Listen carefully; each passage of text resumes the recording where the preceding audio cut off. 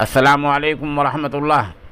सामीन, 5 मुहर्रमुल हराम है, 4 अगस्त है। सोशल इंना न्यूज़ में आपका खैर मकदम है।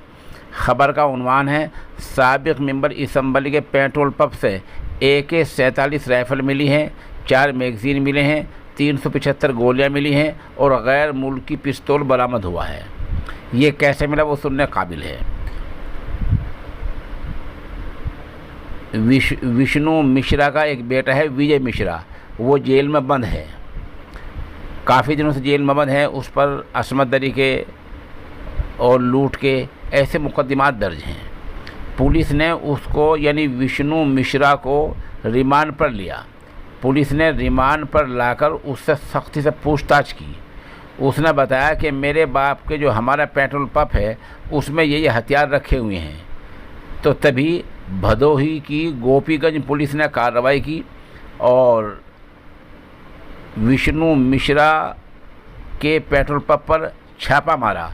छापामार कार्रवाई में AK-47 राइफ़ल, 4 मैगज़ीन, 375 गोलियां और गैर मुल्की पिस्तौल मिला है।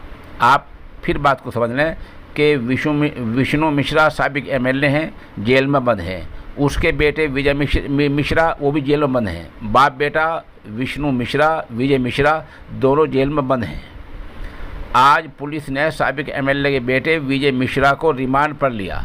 रिमांड पर लाकर पूछताछ की। उस पूछताछ में ये पता चला है कि पेट्रोल पंप पर ये हथियार रखे हैं। तभी भदोही की गोपीगंज पुलिस ने छापा मारा तो छापे में हथियार मिल गए हैं। जैसे कि कुछ तस्वीर हम मौके दिखा रहे हैं कि किस तरह से हथियार मिले हैं और किस तरह वहाँ से पुलिस उनको बरामद करके लाई है।